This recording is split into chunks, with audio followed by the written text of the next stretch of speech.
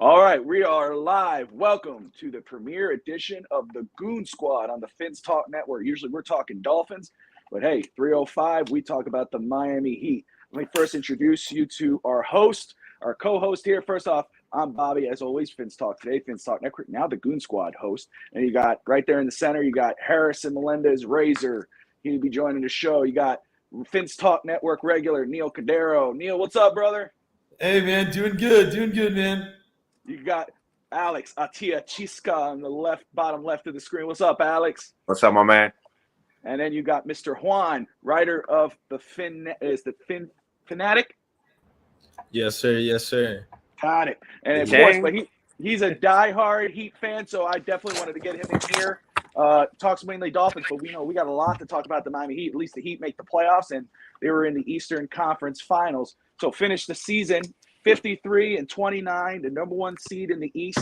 Went to the Eastern Conference Finals, lost in Game 7, and got eliminated by the Boston Celtics, who are currently tied 1-1 with the Golden State Warriors in the finals. So first off, let's start with you, Alex. 53-29, but lost in the Eastern Conference Finals. About that Miami Heat, do you count that this season as a success, a failure? What are you thinking? The problem is you can always look at a season, the end result only. And it's a complete failure, obviously, because we didn't win a championship. We're a championship organization. We strive for that. We don't strive to just make the playoffs, have a good regular season. Obviously, it's championship or bust.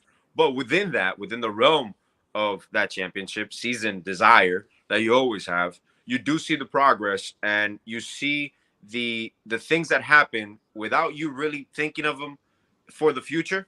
You have the development of Omer. Even if it was for a glimpse, it was 20 games, Bam got injured, Omer developed. You saw the glimpses of what can be, and possibly with a matchup, even with Bam. You can have Bam as a stretch four, Omer can stretch the floor as well. So you can have a different combination for your future. A lot of pieces developed, were allowed to develop this season because of injury, believe it or not. Caleb Martin stepped up. Kyle Lowry missed probably, I think, 20 to 30 games, personal issues, injuries, even in the playoffs. Gabe Vincent took another step.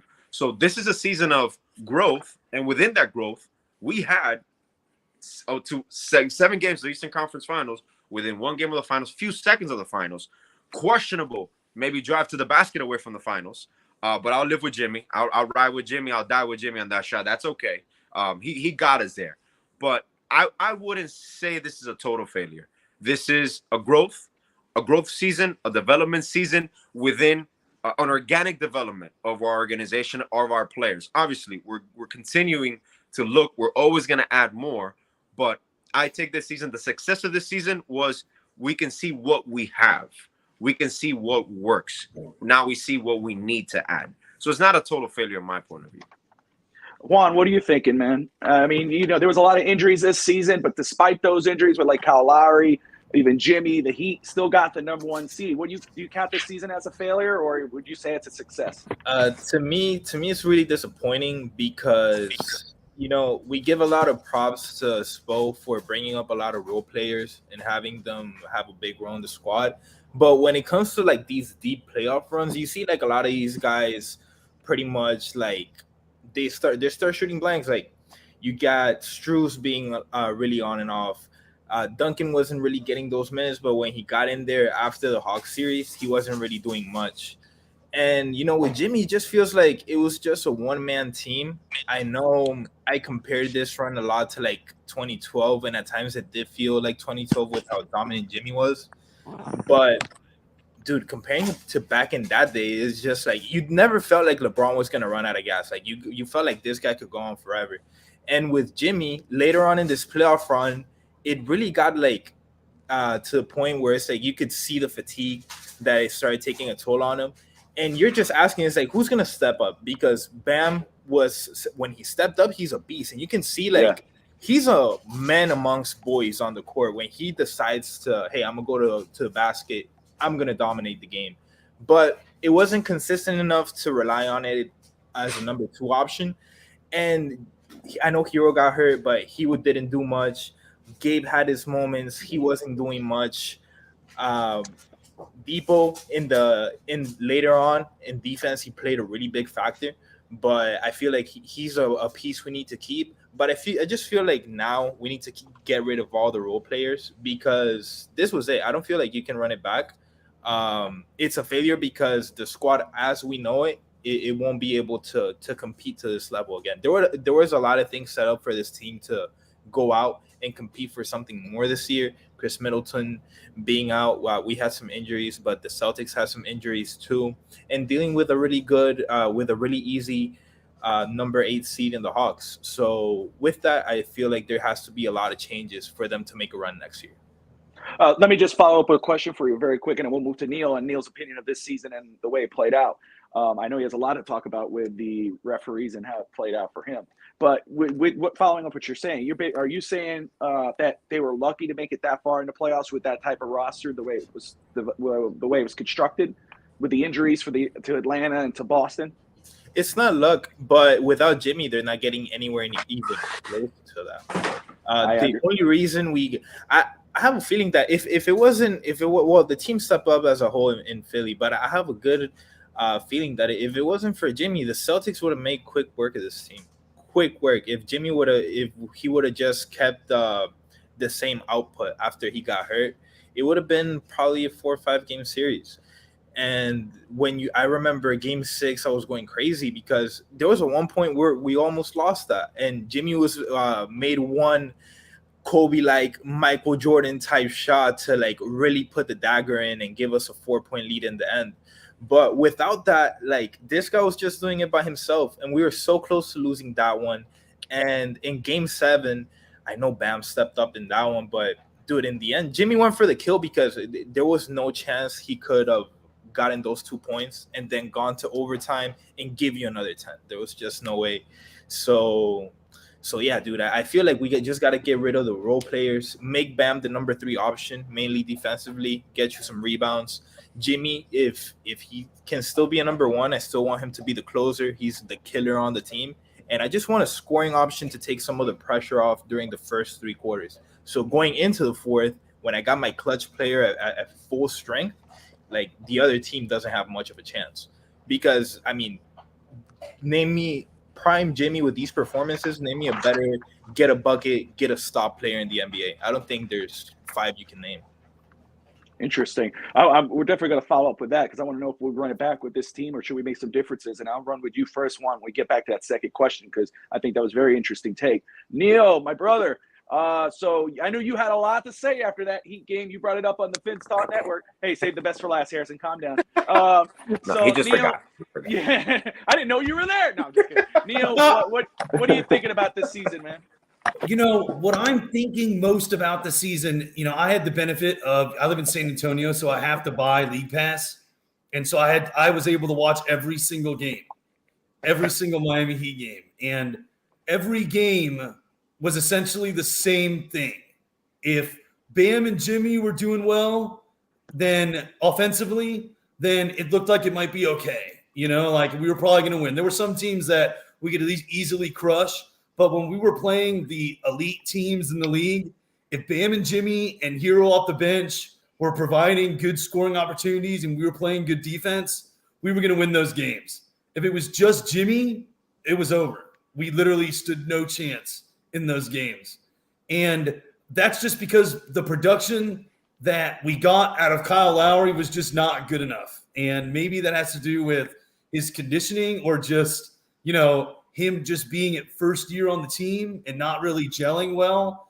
Duncan Robinson's massive regression was a huge deal, you know, that I think it has been understated, you know, throughout the course of the season and in the playoffs. The fact that I totally agree that the development of Gabe Vincent and Max Strus was nice to see. But what does that do for this team's championship aspirations in the future? I don't think it moves the needle much unless you have somebody who can help Jimmy offensively. You know what I mean? Because Max Strus and Gabe Vincent, those guys, they're others, you know, and it's great. You need others. But you got to have either a more consistent Bam, which you're never going to have. Bam is never going to be that offensive weapon. He's just not. He's going to have to prove me wrong. Maybe he can next season. but I just don't think you can count on Bam to get you 20 points a game. I don't think you can do it, especially in big moments. I think Bam's game is more pick and roll, right? Maybe we'll talk about that later. And Tyler Hero, maybe coming off the bench, maybe he needs to be a starter. I don't even know if he's going to be around next season if we want to try and get a bigger name star to help Jimmy, in that lineup with Bam. And he's going to have to be a piece that moves also with Duncan Robinson, I imagine. But I would have to characterize this season as a failure because I thought last season was going to be the season that got us to the finals again this year. And it didn't happen, in my opinion, because of just Robinson's massive regression and Kyle Lowry's just, minimal production offensively. I know Lowry ran the offense and did provide, I guess, a spark in pushing the ball at times. But can we really say that this team wanted to push the ball? Like, I know they tried to play fast, but there were lulls in every single game where they got stuck in half court, and it didn't seem like that energy was there to move, that desire to move the ball like this team I think needed to do was there in every game. And when I was looking at the playoffs, I will say that I thought that last game I was a little disappointed in the officiating.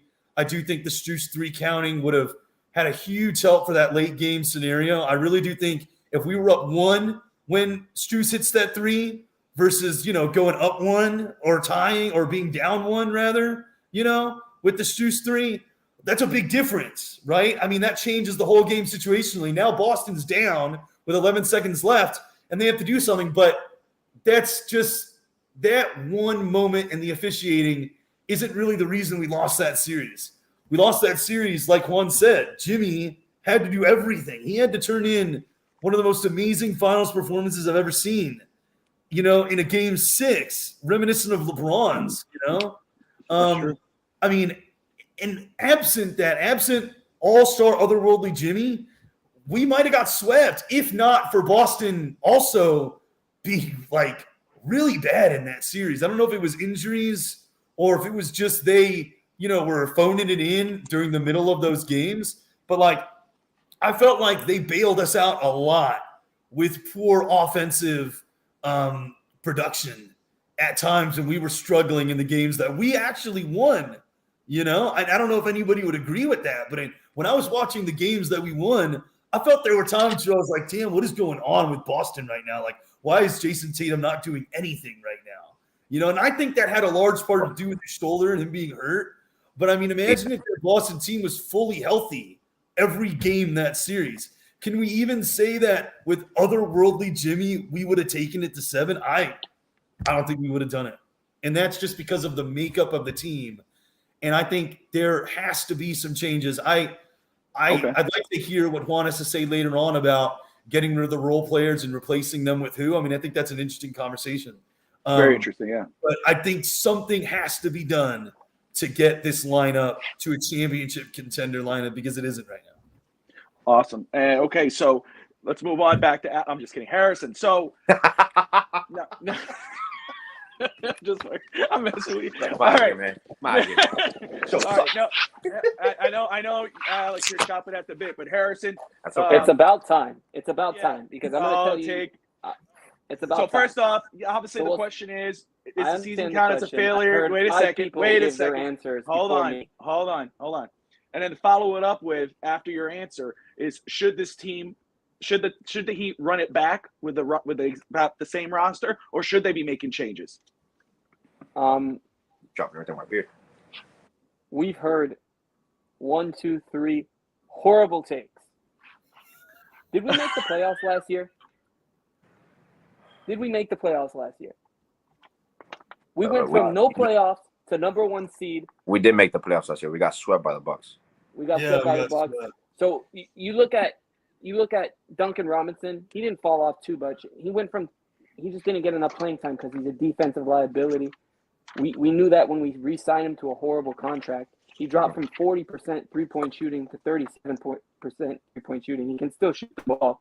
He just can't play defense. Tyler Hero's got to go. And just because of what Pat Riley said. Okay. Pat Riley said he wants to bring him into the starting lineup. As a starter, Tyler Hero shoots. As a starter, he shoots 20 points per game. It's the same as coming off the bench, but his field goal percentage drops through the roof. He doesn't. He just puts up too many shots as a starter and doesn't shoot as well. So when he goes against worse talent coming off the bench, he's going to shoot at that 42% clip. Then when he gets into the playoffs, like this year, he dropped to 12 points per game, 41% shooting on 23% from beyond the arc. Of course, he got hurt, but it just points to as soon as he gets outside of the bubble, these past 2 years in the playoffs, 2021, he made 9 points per game, 32% shooting from the field. This year, he did 41% from the field, 23% from beyond the arc, and he's known as a three-point shooter, but he can create his own basket. But he also can't play defense, so he can't start for us. We just ran against a better team. We beat Philadelphia. We beat Atlanta, and we went up against a better Boston team. I think we overachieved. We just couldn't beat Boston. We ran into a team where we got some injuries, and that happened. But we definitely shouldn't run it back. There's too much talent on the board, and Miami has too many assets to not go and get those guys. If we waste an opportunity, and like Miami has no cap space, but with having no cap space, we brought in Jimmy Butler. That 1 year we had no cap space. Then we had no cap space, and we brought in Kyle Lowry. So there's sign and trade opportunities, and I think we should bite on them. Someone like Zach LaVine, Donovan Mitchell. There's too much value on the board. Obviously, Joel Embiid we can't get. He signed a max deal. He has to wait a year before we are able to actually get him. So another option for us to do is do nothing, run it back until the trade deadline. Then Joel Embiid becomes available. Then KD. Let me ask you this, Harrison. Earlier in the show, Kevin Durant might not want to be in Brooklyn anymore. Let me ask you this, Harrison, to follow up on your point, though, because you're saying, we should they definitely not run it back. So, and make a play at Zach LaVine or Donovan Mitchell. And so I think Juan, forgive me if I'm wrong, but you have a similar take with Tyler here. I think you were frustrated with him as well, right? Yeah. Yeah. It was, he hit it on the head. His drop off in the playoffs is just too much for 2 years in a row, even with the injury. I mean, he didn't get injured fully until the Boston series, and before that he was a ghost. So Harrison, to go back to you very quick, and then I'll let Alex follow, because Alex has been sitting there and I know he's been chopping at the bit, but Tyler Hero, Harrison, is Tyler Hero the player? Because I have it on here about players who are untouchable, but players with potential or value that could be moved to acquire a piece to help Jimmy. Because I think the window for Jimmy is closing. He is the reason why the Heat are where they are right now. He's the star. But I think the window is closing. The Heat have to make a move or have to do something to make that next step. But it's Tyler Hero, who has a lot of potential. You said you did have that drop-off, but you're right. Last year, he averaged about 20 points as the sixth man of the year. Is he the player, if you had to make a move, he's the one included in that deal? Yeah, because he kind of has the most value, right? Like Victor Oladipo, we have his bird rights, so we can always re-sign him and move him. But what real value does he have? How much more did he give you outside of that one playoff performance? I think it was against Atlanta, maybe. So he doesn't have a lot of value. I think PJ Tucker, who has a player option, he might leave. Duncan Robinson holds value as a shooter. I would send Duncan Robinson to Philly. But Tyler Hero is obviously the guy who holds the most value outside of Bam. But I don't want to lose Bam. Bam's, again, like I agree with Juan, has to be our third option on scoring. We can't ask Bam to go drop 30 for us because he's so – remember when we got him, he was wet behind the ears. We're lucky he's as good as he is now. It's funny that we had to decide between him and Whiteside at one time. But he's so good defensively that you want to keep someone like that. You may bring in, go to Indiana and bring in Miles Turner. Go trade for Miles Turner. Make him the center. Put Bam at the 4. There's a lot of moves you can do here to have a more complete team, because you saw when Bam went up against true centers like the kid from Boston who's wet behind the ears, he tore him up in the inside. Bam should play the 4. Alex, so I'm going to let you respond to both to Juan and Harrison and Neal. But at the same point, do you believe the team should run it back? or with what they've got? Because I know you're a big believer in the pieces Miami has, especially Gabe Vincent, Strus, Adebayo, Amir. But if Miami had to follow up with that, I want you to respond. I want you to follow up with what positions do you think Miami should address this offseason? What positions do you think, hey, if Miami needs to make some move, they definitely look at the 4 spot or the point guard? So go ahead and respond to them, but then I want you to address that part there. And we'll move to you, Neal and Juan. Perfect. How much time do we have? We need a longer show, Bob. We need a longer show, man. We got time. We got time, brother. We got time. Go for it. First, I'll respond to all the conversations that we've been having. Realistically, when I assess the season, I didn't say we have to run it back with exactly the group that we have. But we have to be realistic in regards to, yes, we have assets. We got movable piece. But you have to weigh who you're going to acquire at what cost. What is it going to cost you? That's why Riley in his press conference, he was very careful, as long as it doesn't cost me an arm and a leg. Right now, for example, Donovan Mitchell, who's the president of basketball operations for the Utah Jazz? Danny Ainge. Danny Ainge is going to give Donovan Mitchell to Pat Riley.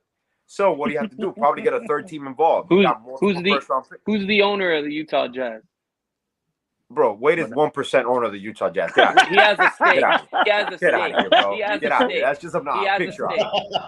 He has a stake. Serena Williams is the owner of the He has Dolphins. a stake in the All right, let it go back. Okay. Wheel it back. Wheel it back. Yeah. This ain't Finn's talk right now. Hold on. Back to the Heat. Whoa, what? Come on. No. Yeah, you knocked them with that comment, not me. I was.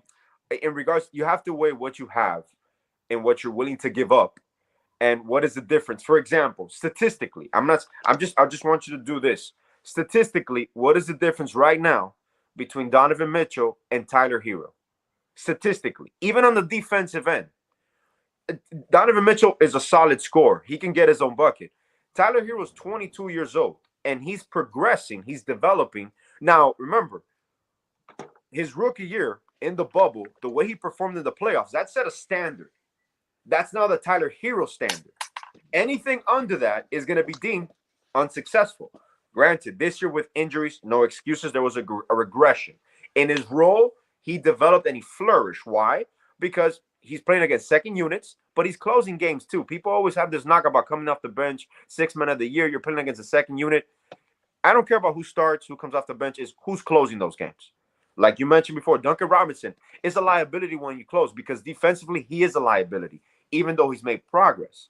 But Adebayo has another development level that I see. I just see it. It's natural. He has a natural shooting stroke. But you don't know if it's the system that they're implementing right now. He is the key. People don't realize this. Adebayo is the key offensively and defensively. He makes everything work. He makes everything work for Strus, for Robinson, spacing for Lowry, even for Butler. You don't have that offensively or defensively if Adebayo's not playing. Hence, when I talked about the development of Omer. When I saw Omer playing, to me, he'll be a perfect combo if you want to play big. For example, against the Celtics, when we're playing Horford and Williams. You have that combination. You can throw an Omer in there. At times, they try to use Denman for a few minutes with Bam, but for example, Denman is a person I don't see coming back. Morris is not coming back. You have young pieces in Vincent, Strus, and Omer that you can move one of them. You're not going to move all three of them. Why? Because they're on low-level contracts. They're, I think, making $1.3 million. They're playing for a contract, so they're going to outperform. They're going to really give it their all, and they've grown. We've shown that we can improve your skills, career longevity for like a Kyle Lowry, which total this year, not only because of the off-court issues with him, the personal issues, but he was out of shape. He needs to lose at least a good 15 pounds to be in the epitome of, he's 37 years old. You cannot be overweight, out of shape, and expect to perform that deep into the playoffs because that's when fatigue kicks in, which we've talked about many times. 10-man rotation. I've always been a big fan. I don't know why. Coaching philosophy is you cannot use your depth at those moments because you keep your guys fresh. You just keep subbing them out. Obviously, you can ride a hot wave, but when it came to the Celtics, even the last game, I know it's crunch time. We go 8 deep. Sometimes you go even 7 deep in the playoffs. Like a Butler, there is fatigue. No matter if you're in world-class shape, you will be fatigued in the fourth quarter of Game 7 of the Eastern Conference Finals. You're going to run out of gas. That's just when your depth comes in. And you have to come at all regards. You got to have a balanced attack, which I felt, honestly, this year, the way we were constructed, we had the most balanced team in the NBA. We can win offensively and defensively multiple ways. We can beat you down low. We can meet you at that mid-range with Hero and Butler. Look those stats up, computer man. I see you. Look those stats up. Look at the mid-range stats between Hero and Butler. It's not true. Well, let me ask you. We're one of the worst half-court teams in the league. We couldn't score. If Jimmy wasn't getting us a bucket, we weren't scoring. We wasted another Jimmy Butler year. Jimmy's not getting any younger. The more time we waste with Jimmy Butler, the older he gets, we waste those years. Sitting back and waiting for Bam to drop 30 because he's the key isn't the deal. You have this right now, what you're faced with this season. This is your bridge season. This is a bridge for your franchise. You have to maximize the Jimmy years, but you cannot lose the sight of what's coming also. So you maximize. There's nothing coming. Nothing coming, bro. There's nothing coming. Jimmy, this is the Goon Squad. This isn't. There's nothing coming. Bro. Face reality. Bam isn't going to be a 30 and 10 player. He's never going to be a 30 and 10 player. Hero isn't going to learn how to play defense. Neither is Duncan Robinson. Jimmy Butler isn't getting younger. He's getting older, and his contract's going. You're talking as a Miami Heat fan. I understand it.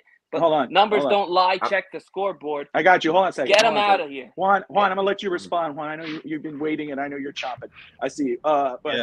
Alex, if the Heat make some little changes here and there, but not a big signing or a big trade or whatever, but they put Omer at the 4 or the 5, whatever, does Omer move the needle? Can the Heat compete top 5 in the East next year with Omer as a starter?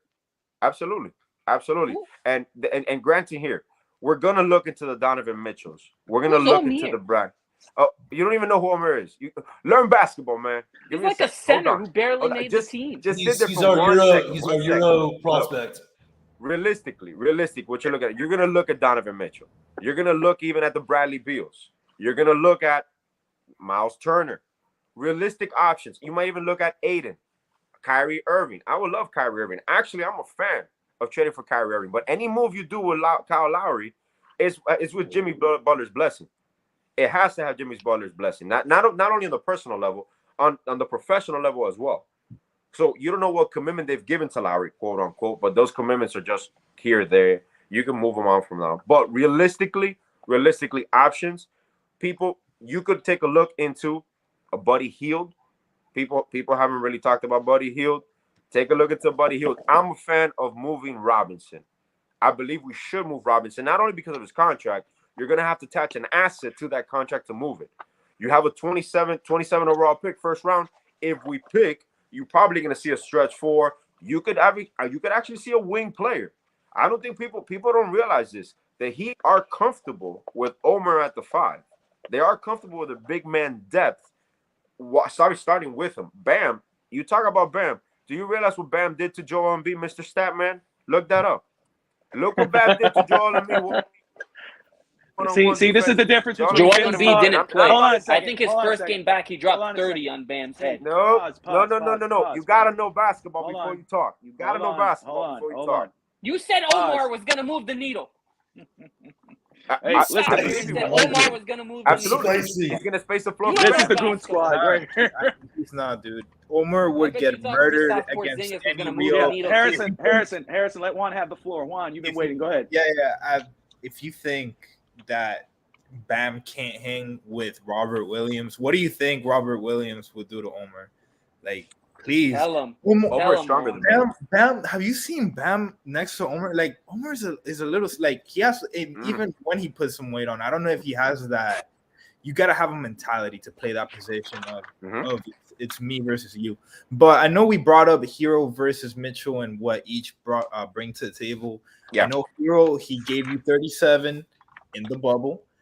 Mitchell can drop you 57 in a playoff game. Yeah, so that's and this is the thing that with the NBA, a lot of these players are coddled. So there are very few killers in the league. And by killer, I mean the guy that's the last 3 minutes, this is the guy that gets the ball and he's the guy defending the best player. He's the guy going at the other team's head with the basketball. Jimmy Butler is that player. We possibly wasted his best year, his peak year with this one. I don't know if we might get, like, Jimmy's going to be good next year. I don't know if he's going to be what we just saw. Like, that was historic because you could see the fatigue that Jimmy had, and he dug so deep to bring out that it's greatness. It's legendary. If Jimmy makes that shot, he's a legend. They would have had his jersey up hanging right now. But yeah, we can't compare Hero. Bring it back to Hero and Mitchell. We can't compare them to just because we say that Mitchell will be a defensive liability as well. But hey, you brought up how good we are at coaching these guys up and bringing in the fundamentals to up their game. So imagine what Mitchell could rise up to. He doesn't have to be great because this team can already function with Bam picking up two people on the floor and getting them zoned out. I know I'm not a basketball expert, but with this zone, it allows you to hide the Duncan Robinsons and heroes of the world. So and it allows Bam to cover more ground, to possibly pick up one or two players in coverage. So with Mitchell on the team, it takes off the pressure of Jimmy having to score the first, the second, the third quarter. If we're being realistic, the time where Jimmy needs to do the most damage is the fourth quarter, because that's the time where a lot of these players can get points. But when it comes to the fourth quarter, only the real greats step up, and that's why Tyler Hero couldn't get no points. I know you brought up that we have to have Jimmy's blessing to get rid of Lowry, but don't you think he's thinking about all the shots that Lowry bricked, where he had open shots, man, that Jimmy or Bam give him and wide open shots and break after break after break. Jimmy had plus on the board, and these guys can't hit a shot.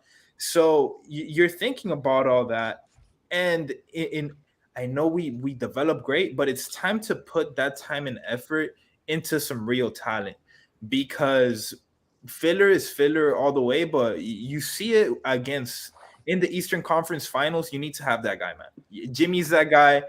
Mitchell's that guy. And with Mitchell on the team, Jimmy can just focus on being the closer. And let's not get into the Omer conversation, because Omer is just going to be a nice piece there, and he's probably going to be forgotten about in 3 years, unless he puts on no lie spoken.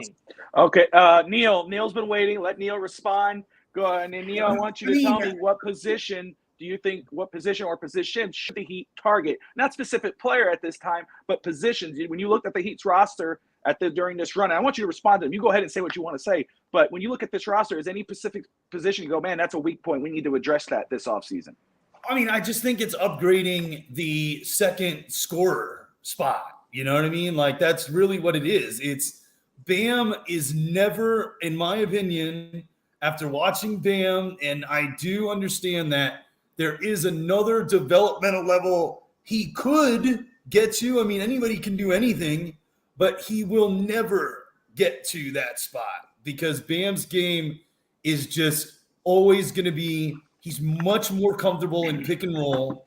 And there's a way to maximize Bam's strength offensively, and that's bringing in a top-level second scorer, which Donovan Mitchell would be perfect for. You know, I mean, Tyler Hero, I cannot watch Tyler Hero get hunted on defense for the rest of his time in Miami. Like, it's just what every offensive set is for the other team. It's find Hero, screen, get Hero on you, drive to the basket, kick out to a three-point shooter. You know, I mean, he gets taken in the middle every single time. He tried to put on muscle. He can't put on any more muscle. He can't move his feet fast enough. I don't think he really wants to be honest, you know, and because if he does play good defense, it probably takes away from his offensive game, which is probably what happens in the playoffs. They're working his ass on defense, and then he doesn't have the energy to get his own shot. So you need a guy like what Juan said. Donovan Mitchell, by scoring 50 points a game, is playing defense. He's playing defense because with Jimmy and with Bam as your third scorer, if we're up 10 in the first quarter, you know, it changes everything. Let me ask this. Let me ask this. Yeah, let me ask you this. Everyone just say yes or no. Harrison first. Harrison, can Bam be the Can Bam be the second best player on this team for them to make a championship run? Only if he played for. Yes or no? No. Neal? No. Alex? Yes. Juan? No, doesn't have the mentality. See, okay, so right there, keyword right there for me. He doesn't have the mentality. Exactly. I mean, that's just a perfect point. Bam, he just isn't comfortable. Yeah. He's not comfortable driving. He's not comfortable taking, like, I see all these practice videos of Bam taking some trainer to the hole, doing reverse layups and stuff like that. Dude never does that in a game. He doesn't do it. And it's because he's got a bigger dude on him because he's playing the 5, or even when he's got Al Horford on him, which is, I was just dying watching Bam get worked. I know I'm a Florida grad, okay? I love Al Horford, okay? I love Al Horford, all right? Okay? But Bam can't take Al Horford off the dribble at 37 years old or whatever Al Horford is at right now. Like, come on, man. He's just never going to do it. You know, that's why, yeah. No, I'm sorry. I was going to say, I think mentality is a key word because I understand that Bam is a young player with 24 years old. You know, he could take a next step. My issue with Bam, and I was waiting for that word to be said because I've said this to Alex before. It seems mental to me. It's, you know, very passive, not aggressive. I don't think he can be the second best player on the team. I think he has the potential to be, but I just don't see it. I don't see him making that step. Reason why, not because of talent. He has the talent to do it. It's the mental part of it. I don't know if that's going to click. You know, there's that time, and again, the play I could think of during the Celtics series is when he was driving to the hole. He could have took that layup or that dunk. Instead, he passed it to P.J. Tucker, and that's when Tucker smacked the hell out of either Jalen or Marcus Smart. You know, it was totally unnecessary. He could have made it, but that was many examples. And the other problem with me is not just mental with Bam, it's consistency, Alex. You know, it's just, you know, you got that 30-point game, and it's like, damn, this guy could do it. And then the next 3 games, it's 15, 19, whatever. And, you know, it's just very passive. I know you wanted to respond to Neal, so I'm going to let you go ahead. I just want to put my point in there on that. No, that's cool, man. And you've made a great point. But even with Bam, I want to come across, I'm not doing this because I'm a homer. I see the overall game of basketball differently because Bam's component. People, when you're thinking about a player, sometimes it seems offensively. I believe Bam right now can be the second best overall player on this team, and this be a championship team. As we were a few injuries away from probably going to the finals right now, so this is a contending team. We're a few pieces away, but this is a contending team. Like people have to understand that. And when you come to scores, not to defend Hero, 22 years old, arguably the second scoring option in the season. When we were playing at our best this season, when everybody was fully healthy, Jimmy wasn't averaging 30, 15. No, when Jimmy averages 20, 22, 10 assists, 5, 6 rebounds, this is when this team is playing at its best. Like you mentioned, Juan, you save him for the fourth quarter. And in my opinion, I agree 100%. There's not, believe it or not, there's not a player right now in the NBA, even LeBron, I would not put the ball in anyone else's hands but Jimmy's hands in the fourth quarter when I need a bucket, layup, mid-range, no matter what. He could have gone 0 for 12 the whole year, the whole game. I still would put it in his hands. But then what you mentioned, Bob, about Bam, you don't know if it's a mental issue when it regards to the way they run their offense. That's why, if you notice, Pat mentioned, you got to sit down and talk to Spo. You got to make sure that not only does Bam take control of it, but you got to put him in position where he's getting continuously 15 shots. He has to take his jumper. We've talked about this even his rookie year. He has to square to the basket, look to attack. But they always use him on the high pick and roll to initiate the offense. So you're going to see some tweaks no matter what happens, no matter what pieces are added. When I have another piece added, I forget. You're going to see tweaks to this offense next year where Bam is going to be put in position to be more, attack more, be more vital when it comes to his range. Because that's the thing. He can consistently hit these shots, but he doesn't consistently take them. The only way you're going to do that is by taking those shots. That's the only way the mental block goes away. You're allowed to do it. I'm going to attack. And if you don't allow, I need to do it. So I grant you that. The mental aspect is a big question mark when it comes to Bam. We know the hustle's there. We know the necessity to always be there on the block. There is not a play that Bam cannot make on the floor. You can argue that he's the most versatile big man in the whole NBA right now. Harrison, following up, I wanted to get this on you. So obviously you've made your feelings known about what the Heat should do. Currently, right now, I know you've brought up Donovan Mitchell, but is there any player on this roster? I know you said Hero is the player right now who has the value. Robinson probably number 2. But is there any player on this roster, probably Jimmy, that you would consider untouchable? Yeah. So if you're gonna remove Jimmy, right? You're gonna remove Jimmy, then it's Bam. Bam's untouchable. Okay. Bam is untouchable because if you want to utilize him the best and get rid of that high pick and roll, then you put him at the 4 and you trade for a legit big guy like Miles Turner, who is only 2 years, $18 million. You can go and move Duncan in a pick or so and then bring in Miles. And you can probably throw in that Buddy Hield deal if you want to get rid of Hero because I want him off the team. I want him off the team. Give him away. This Give him away. personal. This is personal. Not the kid. He's wearing glasses sitting on the floor and laughing. I feel Jesus Christ. Miles Turner, someone like a Miles Turner, a true center, will free Bam up to play that more point forward position in the 4 because he can pass the ball, he can rebound, and he can score. He can score. He just chooses not to. So let him play a passive and put up more shots from the 4 and get him out of the high pick and roll. Or rebounding Put him would at get the better 4. too. He did that. Way better. Put him at the 4. Let him play power forward because he's a smaller guy anyway. He's not a 7-foot center. He's better at the 4. He's untouchable if you're going to tell me Jimmy's not my choice. Juan, you were saying something there. You want to respond? No, yeah, I was agreeing with him, and if we're talking untouchables, I would say Bam as well. Bam is probably a third of that defense when you have Duncan on the floor, when you have Tyler on the floor. Sometimes when Strus can't keep up defensively, like he's the one picking up the slack.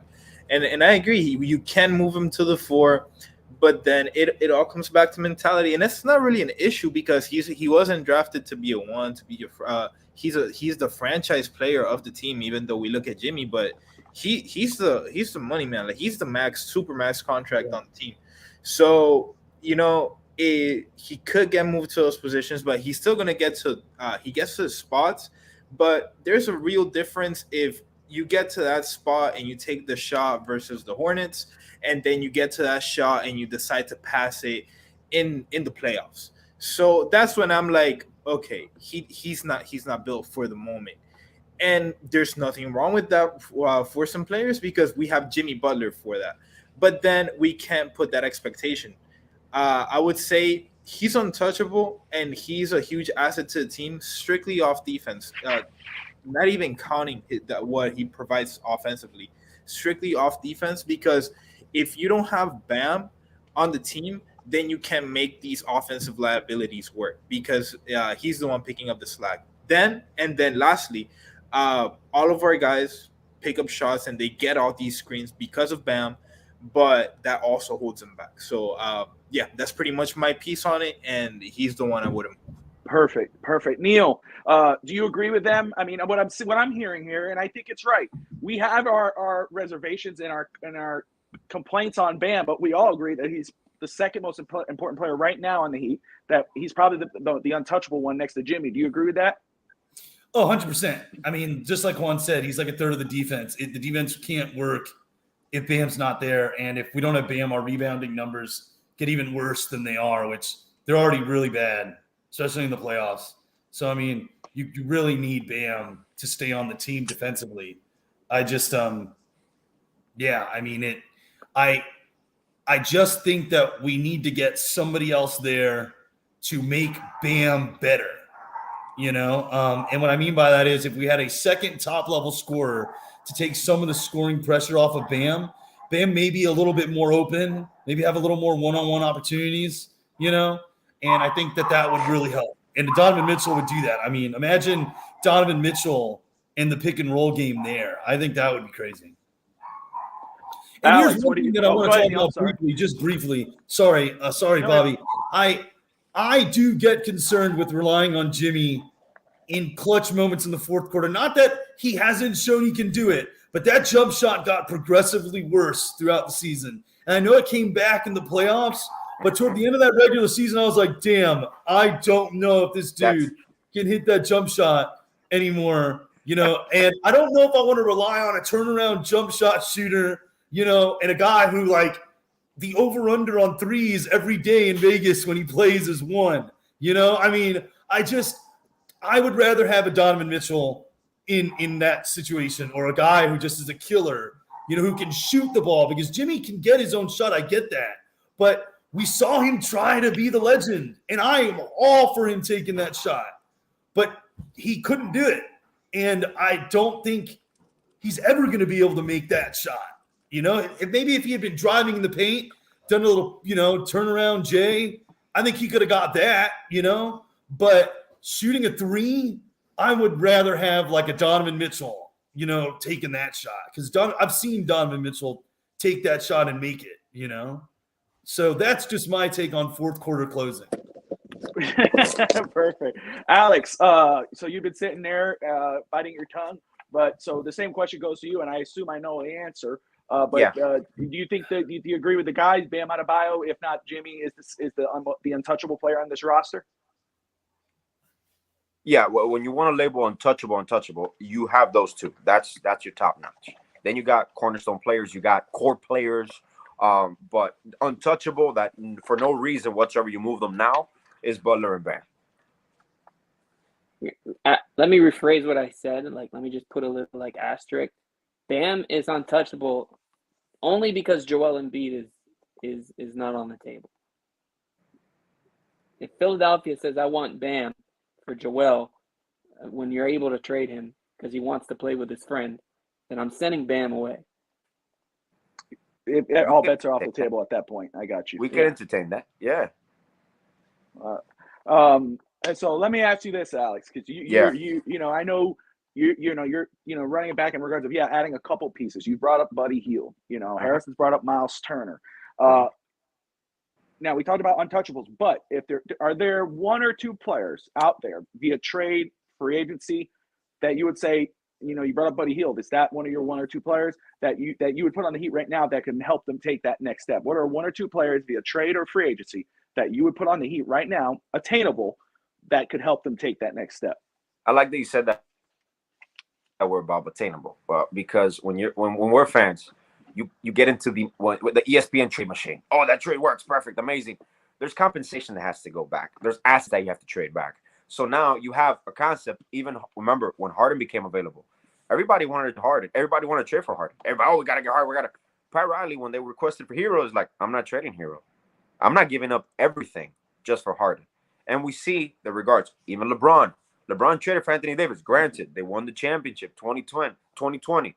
But if you look at that team that they traded for Anthony Davis, right now, I will guarantee the Lakers are playing in the finals this year. So people sometimes, you have to bridge.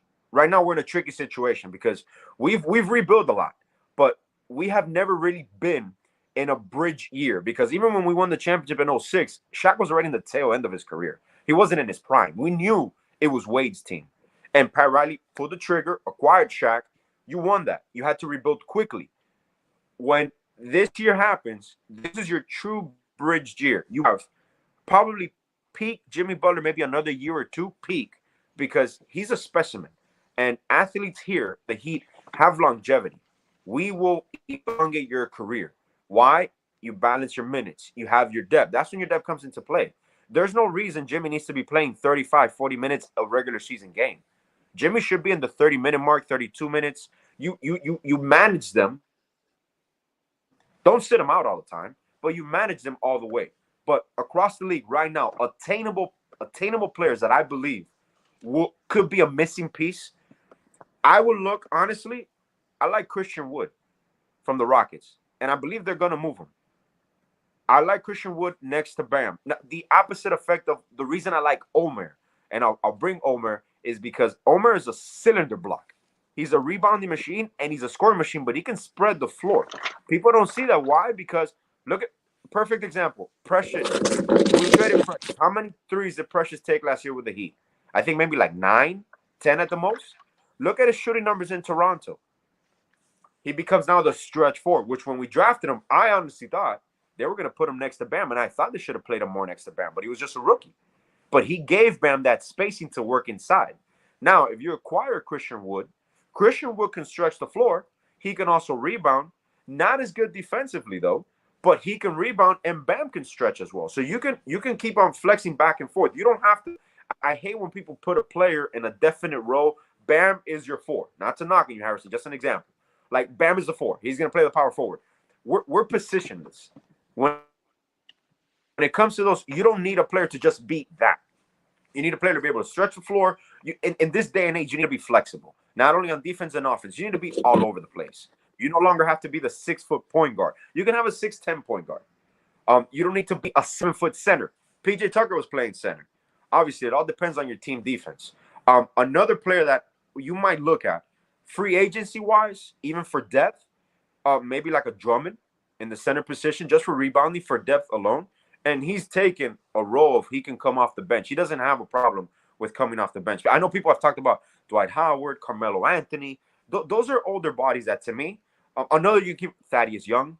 He's attainable as a free agent, but now you're thinking about mid-level. So you got to balance it out with, are you going to keep Victor Oladipo at what cost? Because Victor Oladipo is going to improve this offseason. He's finally going to be able to have an offseason where he can work on himself, not only on his health, on his actual game.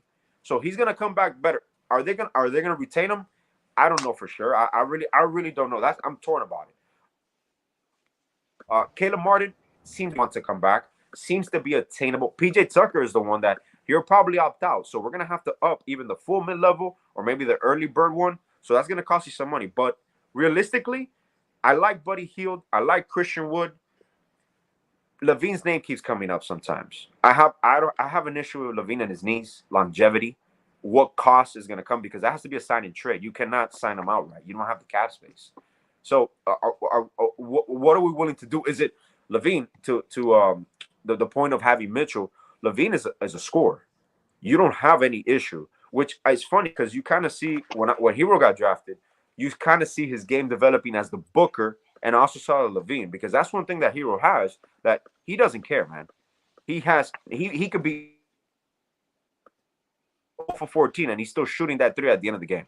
Like, he has that heart in him. He has that mindset. He's a killer when it comes to that. And mind you, that's why they'll put the little sign. He's 22 years old. Bam is 24. You're talking about even Golden State. Like, you can't knock on Golden State when they were winning 50 games. They didn't win a championship to what? Curry's what? 6th year? 7th year? So these teams build. Obviously, we have Butler, so we're trying to accommodate 2 time frames, bridge it together where you have your future cooperating to win your present. So realistically, also a name I'll throw out there, Bob. Maybe you could throw Mo Bamba. I'm intrigued by Mo Bamba because he's not going to end up in Orlando. Yeah, that's interesting. Yeah. An interesting one. He's a restricted free agent. I want to see what the guys takes on that, because I see him as a good match next to Bam. I think they could complement each other. He has size. He's athletic. I believe his wingspan is like 7'4". He's like 7'1". So there's a lot of options you can have realistically. Home run hitters, Donovan Mitchell. You even have an Aiden. But what is it going to cost you? Are you able to attain that superstar? Because if it becomes available, Pat Riley will go through every avenue to make sure they can acquire it, but at his cost. He's not going to give up what he doesn't want to give up. So that you can trust. Something, Bob. Go ahead, Harrison. So something you touched in the beginning of the show, you mentioned Kevin Durant, the guy who possibly doesn't want to stay in Brooklyn. If I'm Miami, I hold off on everything. I bring in a guy like Miles Turner for $18 million, something small where you can do a little trade, because toward that trade deadline, more people come available, and they don't want to be where they're at no more. Kevin Durant may be a guy you bring into Miami, and you say, take the house for him. You can trade Duncan, Hero, and bring him. I think, and we're still probably able to keep Bam in that scenario. Yeah. That's some guy that's the guy I'm really targeting if I'm Miami, because you can win and you can contend with this, at least in the East, with this roster. You'll be in the playoffs. So if you just wait and play the passive game, you'll land a big guy toward that trade deadline. Yeah, but you'll see. Well, go ahead. Oh, sorry. I'll be real quick. I'm gonna respond real quick. With trades like that, Harrison, most likely what you'll see, because that's a franchise altering trade. That's not gonna be maybe mid-season like it was like a Harden. Right now, they have to make a determination what they're gonna do with Kyrie Irving. So these next few months for the Nets, if you're gonna see a Durant move, you'll probably see it within the next few months because they have to recalibrate that whole franchise. If Kyrie doesn't get a max contract, if Durant wants to leave, now you have to build around who? Simmons, your future assets. So you got to do that quickly. Pardon me. You can go, Juan. My bad. You're good. No, Juan, same question for you, my man. And you brought up Kevin Durant to me earlier on Messenger, so if you want to follow up with that as well. But what 1 or 2 stars for right now that are attainable that you think could help Miami move the needle? And then what's your opinion on Kevin Durant? So number one is obviously Mitchell. All roads point to Mitchell in Miami, and that would be. It's not. It is a really good move, and it would pretty put us as contenders, but it's not a Kevin Durant type move. And Kevin Durant is a very interesting situation because he hasn't. It was reported that he hasn't spoken to the Nets since the season ended. Their season ended in April. Maybe like late April. So it's been a while. They still haven't communicated. If Kevin Durant doesn't want to be there, and now he doesn't get along with Kyrie because Kyrie's Kyrie, then now you're looking at the landscape, and Miami seems like such a good fit, except for and Durant is a weird guy, so you never know what goes into his line of thinking for decisions, but. Miami seems like a really good fit until you're like, oh, but would KD want to be in LeBron's shadow? Because if KD comes here, minimum, he has to win 2 championships. Minimum. Because you can't just be then the narrative is going to be like, oh, he went to Miami just like LeBron, but he couldn't win as big as LeBron. And it's a trash narrative, but you know it'll exist, and people will try to put an asterisk on it. But a guy like Kevin Durant is an option I really like. But it only works if he tries to force his way out, obviously.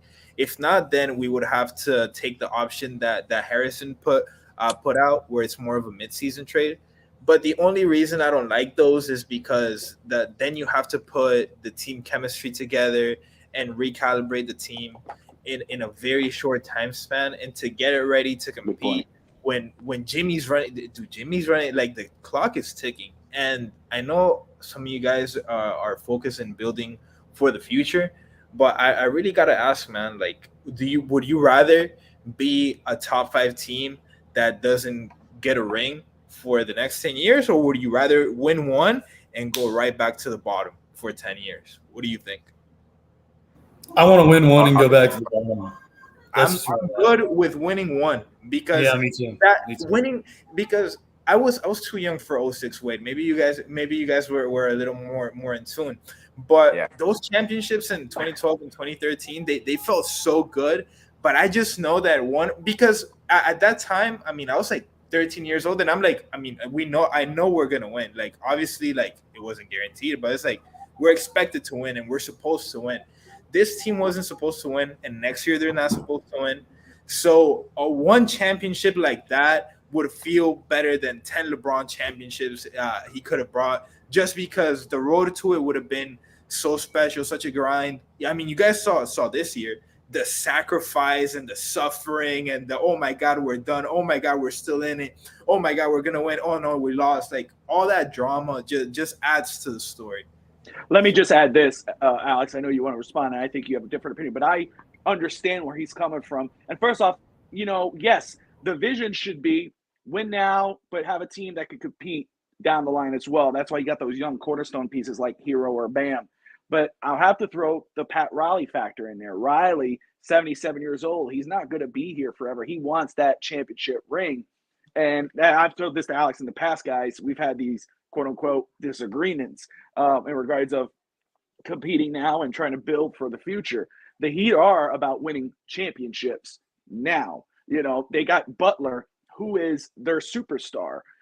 Butler, and his window is closing. So that's why it's like, yes, we don't want to jeopardize, quote-unquote, the future. However, if Jimmy's here, and as you guys have said, next year we can't expect the same Jimmy from this year. And it's just because you don't want to put that type of expectation on him.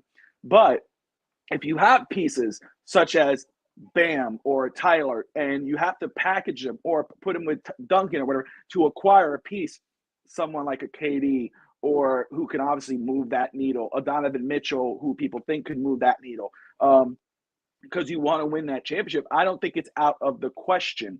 But so I was old enough to enjoy the 2006 championship. And I love the 13 and 4, those championships as well. I remember this one here. Give me one more. I just want another one, because obviously as Dolphin fans, I see Liz there. Liz, what's going on? She's probably wondering why we're talking Heat, but this is the Goon Squad. We talk about Miami Heat today, and then we got the Dolphins on Saturday and Mondays. But I'm sure right now, if we go, and we're not going to go crazy on it, but that's how I feel about the Dolphins. Just give me one championship. I want one. And it's the same thing with Miami. Yes, I want to compete for years, and that's what I love about the Heat, because you could take a guy out like a LeBron and still be a competitive team, because that's the type of culture we have. But with Pat Riley there, who's the X factor in all of this, he's the most important domino in my opinion. With him, I think the Heat are a win-now team. Obviously, they don't want to jeopardize season because they want to compete. But if compete, they don't. It's not about they don't want to jeopardize winning a championship in order for aspirations of the future. Neal, we got your opinion. You're about win one now and then go down. Alex, what's your take? Great question, Juan. Amazing question, because like I said, this is something that we haven't seen. I personally haven't seen, and I've been watching Heat since '96, and we are right now, which just reminds me of the Heat in '99. You guys didn't get a chance to see it probably, but the Heat in '99 were probably the team to beat. '98 or '99, it was a 50-game season. We were the number one seed. That's the one that we lost against the Knicks. That bounce, the Allen Houston bounce. That squad was built up to win that year. Morning got sick. We traded away Mashburn. So that started one of the first rebuilds in Heat history. But I'm a big believer in you go for it now, but you don't trade away the pieces. This one. You can trade away some core pieces. Wade was a rookie. Pat Riley traded away Caron Butler, Lamar Odom, Brian Grant, which at the time were core pieces, but they weren't really championship pieces. They weren't a Bam Adebayo. Pardon, got locked out there. They weren't a Bam Adebayo. They weren't what I see in Tyler Hero. And don't get me wrong, Tyler Hero could be moved for the right player, like you mentioned, Donovan Mitchell. But a Donovan Mitchell, it won't only cost you a Tyler Hero. It's going to cost you multiple picks. It's going to cost you another piece to make the salaries work, not only a Duncan Robinson. I don't mind moving Duncan, and Duncan's a specialist. You need specialists in this league. But he got a contract that was fair value. People talk about his contracts, but if Duncan could have been playing, remember game one of the playoffs, who's the one that scored 27 points against the Hawks? It was the Hawks, but it was Duncan Robinson. Duncan Robinson wasn't playing. He was a defensive liability, and it was a coach's decision. So I'm all for winning it at all costs every year, but not at the cost where you jeopardize. For example, you trade away a Bam and a Hero. You can't do that because you might win it, but Jimmy gets hurt. There goes your season. There goes your future. There goes everything. So sometimes you can go for that one, but if you can go for that one and still keep just enough to go for 2, 3.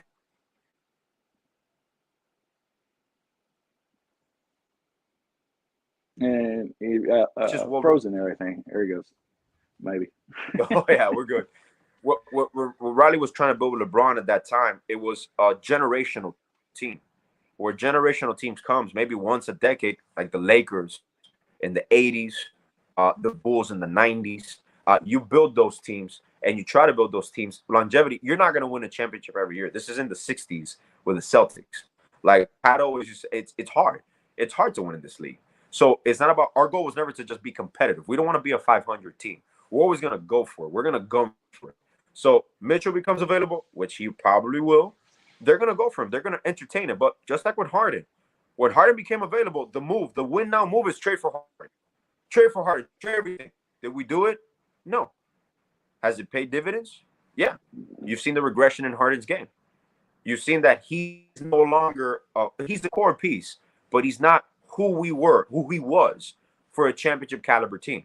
Now you see the move for Paul. I know, Bob, we talked about that move a lot and potential of the Heat making it. At the time, I was against it. It's a smart move, even when they did with Lowry.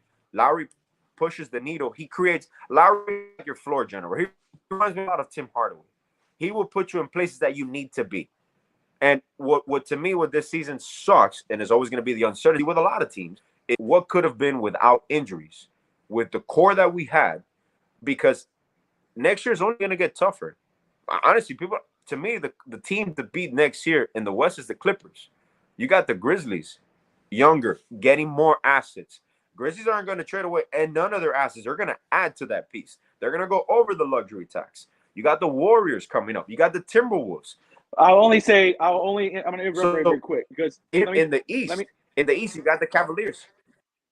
Sorry, one second, Alex. I'll just say the one difference between the Grizzlies and the Heat, with the Heat's young pieces compared to the Grizzlies have a piece in John Morant. Yeah, they got young pieces, but John Morant is right there to be one of the top elite superstars in the NBA, where the Heat don't have that. Those guys are young. Those guys could be big pieces for Miami, but when you compare to what John Morant is, that's the difference. They're not going to trade Morant or Jackson because those guys are really moving the needle for them. So, but I get your point. Jimmy Butler's our John Morant. Yeah, Jimmy Butler right now is our John Morant. He's our max player. And then you got Bam right there. So that's what I'm saying. This is honestly, I've never seen this with us, because with us, it's either been clear cut. We were forced to be sometimes with Bosh's injury. Even when LeBron left, people forgot we built a team that was contending, was one game away from the Eastern Conference Finals, and we could have been to the finals. Bosh comes down with a blood clot. That throws away. That just flatlines everything. It sets you back years. And yet we still build again. But if you can go for it at the right price, not a crazy, at the right price, of course you go for Mitchell. Bob, we talked about this. Bradley Beal always comes up, even though most likely he'll stay in Washington. But if he comes up, you got to go for it. You got to analyze it. And if it's worth the cost, you make the move. People are always going to want to come to Miami. That's true. Neal, you've been sitting quietly. Let me get your response with the one or two attainable players that you think could help move the needle for Miami, and then your response to Juan's question in regard, or the topic of the Kevin Durant. But first, the one or two attainable players can move the needle. Which players are those in your opinion? I mean, I kind of agree with what everybody's been saying here. You know, I mean, I think all roads also lead to Donovan Mitchell. I mean, it just seems there's so much chatter there. Usually where there's smoke, there's fire. I don't know if we, for instance, I look at the San Antonio Spurs. Usually when they retool in a small way, during their championship runs. That's essentially what they were doing. They weren't necessarily going after huge pieces, but they were just, going after complementary pieces to fit what they have. I think a Kevin Durant would just be a massive change on this offense. I mean, I just don't see that happening because, you'd have to fundamentally transform the offense to run through KD. And I don't think that, Spoelstra and Pat Riley really want to do that. And I don't think they have to. They just have to complement who they currently have. And I think Donovan Mitchell could complement what we have currently. A Miles Turner would be that small piece that really would complement it. I mean, move Bam to the 4, Miles Turner at the 5. He's a pick and he can hit the 3 pretty well. He can play defense. He's a good shot blocker. Our paint presence defense would be much better. Our rebounding would be much better, and he can be had at a good number, maybe we get to keep, I don't know what that means for PJ Tucker, you know what I mean? But a Miles Turner would be good. Maybe PJ Tucker could come in if we keep him when we want to go small, things like that. But I'm thinking that it's going to end up being Mitchell. Buddy Hield, I heard about, some people talking about Buddy Hield. I mean, I don't know about Buddy Hield. I'm not a huge fan. Not that he, can't score or whatever, but I just, where is he at in his career right now? Like, does he really want to be a part of a team like this? Because Miami is not for everybody. LeBron hated it here. You know what I mean? It was too militaristic for him. Is Buddy Hield, after spending forever in obscurity and the abyss of, like mediocrity, gonna wanna come to a team like this and work like that? I don't know. And it's even really the scorer that we need. I don't even know about that. I mean, it's easy to score on a bad team, you know? So I think that a Donovan Mitchell, Miles Turner, pieces like that would be nice. I do think Donovan Mitchell is going to cost Tyler Hero and Duncan Robinson, but okay. You know, I mean, I think that Duncan Robinson is too massive a defensive liability to have on this team anymore. I mean, and here's the thing. I know his three-point percentage didn't go down that much, but it's clutch three-point percentage that I'm paying attention to. It's when you need a bucket, is wide open Duncan Robinson going to hit the ball anymore? And he doesn't. And he can't anymore. Good point. You know what I mean? That's a Like, good point. I remember 2 years ago when wide open Duncan Robinson would hit that three, it was like, oh, that's in. Now it's like, maybe it's in, and he can't be getting paid $90 million and not play any defense and have to maybe hit a three. You know, it can't happen. It can't, and it's honestly, it really is the same for Tyler Hero in the playoffs. I mean, I'm tired of these guys getting hunted defensively, like hunted. I have never seen a Miami Heat team, and I had the distinct privilege of watching the 2006 Heat team. You know, my favorite Heat team of all time, honestly, better than I think they're. I enjoyed them more than the 2012, 2013, 2014 Heat team. The 06 team is, in my opinion, even though they probably would lose to the LeBron-led Heat team, that's still always going to be my favorite team. But, like, you know, I never had to worry about people getting hunted defensively. Like watching the same play happen every time, you know, just from different players. And then just watching Spoelstra eventually just give up and have to bench Duncan. Like, that was painful as a fan to watch. And you just knew what was going to happen. You just knew it. So I'm hoping that we can get a scorer who is going to be reliable. And like I said, if Donovan Mitchell scores 50, he's playing defense. He's playing defense by scoring 50. He is. He's playing great defense. Let me talk about Donovan Mitchell very quick because I wanted to look at the salaries because obviously that's the name that keeps coming up. I mean, despite everybody else, Donovan Mitchell is the guy that Heat fans are discussing. Next year he is projected to make about $30,351,780. So about $30 million. Okay, and if you look at the Heat, who can they offer? You got Duncan, who's projected to make at least about 16.9, and then Tyler is 5.7. So you would have to include. I don't know how that salaries match, but I think you're right. It would have to be Duncan and Tyler. But can that move the needle for them to make that deal? Now, my thing is, I think Alex hit on this point earlier. The big X factor here in regards to Donovan Mitchell and the Utah Jazz is, yes, Wade, minority owner. Maybe I'm losing his name right now. They're interviewing one of our coaches. Chris Quinn. Thank you, Chris Quinn, possibly their head coach.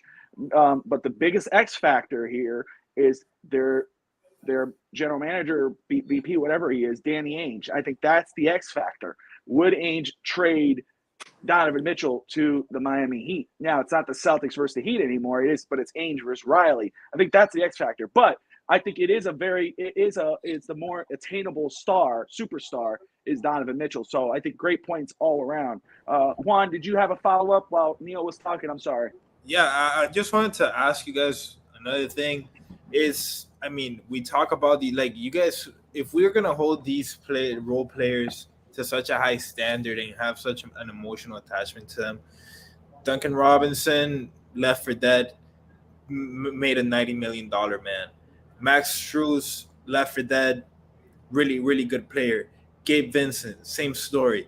Who's to say that Fulanito de Tal next year is not gonna be the same story? So we can create the next Duncan Robinson, the next Gabe Vincent, the next Tyler Hero. I know, Alex, you think that if you think Tyler Hero is a special talent, I know some people will see that, and there's the argument for it. I just think that even though he's a really talented player, he already hit peak, and there's players that peak early, and I just see it that way. Bam is his value is just so high right now. Like, we have to cash on that. You know, that too, and the way he like you said, the way he gets hunted in the playoffs, it's crazy because you already know Bam's gonna set the screen, he's gonna go behind him and roll right here. I just gotta go and beat him to this spot, and as long as I beat him to the spot that I know he's gonna be at, because it's systematic, because these guys work off the system, it's not them, it's mostly the system. If I can beat him to his spot every single time, he's not gonna be able to do anything. And that's how teams are beating us, because they look at the tape, they're like, oh, he's here. And it's strategic points where this guy's going to be here and I'm going to beat him to that spot every single time because I'm more athletic than him, I'm taller than him, I'm stronger than him, I can jump higher than him, period. And that's the game difference. And if we can go for KD, trade all these guys, make the great value, Gabe Vincent, Duncan Robinson, and Tyler Hero, we're going to be just fine, because when playoffs come around, they're going to disappear the same way the real Tyler Hero and Duncan Robinson disappear and the Kyle Lowrys disappear. And then you can rely on Jimmy, and whether it's KD, whether it's Donovan Mitchell, whatever your other scoring option is, that's when ESPN goes and posts the graphic. These two players drop 70 points the whole night. The rest of the team drops 30. And, you get those type of graphics, and you win the game, and you go for the championship, because with intimidation factor, everybody's human. If these defenders, they look at Tyler Hero, and they're gonna eat him alive. They're not afraid of him, but they're not afraid of him. They're not. And then if you got Jimmy Butler and you got someone else, another number one scoring option that already tore other teams a new one, we're gonna face, even though we're facing other really good teams, other players are gonna look at Jimmy and his counterpart and then be like, holy crap, we really got to bring our best, or like they're gonna think twice before I go and try to beat him to the shot, because I don't want to get left looking stupid out on the floor. You don't have that same level of confidence. So I think that's a game changer. We can create the next role players next year and some new ones the next year after that. It's time to go all in now, because Jimmy's window is closing, and maybe we saw the next one. And if this wasn't the peak, next year is it. Like, that's it. After next year, I see it is starting to close on the way down. And I want to say one more thing about Tyler Hero real quick. That dude cheated on that girl. And if you don't think that's going to affect him next season and all that drama, all right. Okay. Yeah. Karma comes back. You don't want to get caught. You cheat on a girl like that. You cheat on a girl like that with a baby. That's how you did his groin. That was his groin injury right there. You are going to get cursed. That dude is cursed. Cost us a playoff game. Goddamn. That dude is cursed next year. I'm telling you right now. Can't cheat on a fine ass woman with a baby like that. Can't do it. Can't do it, bro. Nobody's coming in with fire. Alex, I'll let you respond. You'll have that final word, and then we'll go ahead and wrap this up, because I know there's a lot to talk about. There's a lot to talk about. There's so much more to say, but we're going to be here every Wednesday night. The Goon Squad, these three gentlemen, Harrison, if it comes back next week, I'm sure he'll have plenty to say as well. But Alex, I'm going to let you respond to these guys, and then I'll go ahead and wrap it up. If you guys have not already, who's tuning in, and thank you for watching, everyone, Evan, Liz, everybody who's tuned in so far, Ralph, hit that like and subscribe button. Follow us on Twitter at the Fins Talk Network every Wednesday night, the Goon Squad. First, Alex, go ahead and get your final word, and we'll go ahead and start wrapping this up. Well, like you said, Bob, this is the first of hopefully many shows, and there's a lot to talk about, especially in the offseason, every time, every year. But I think we all have solid points to make. Obviously, we're from the outside looking in. We don't have the luxury to have the information that they have, what they're working with, what the personnel is, et cetera, et cetera. That's just as us fans, because we're not insiders. We're not in there. But realistically speaking, you can get to the next level. Like you mentioned before, Spurs-wise, they added certain pieces here and there. This isn't a time for that, realistically. And you talk about development. There's another name, Michael Mulder, I believe his name is. That is probably your next Gabe Vincent. He's already in the pipeline.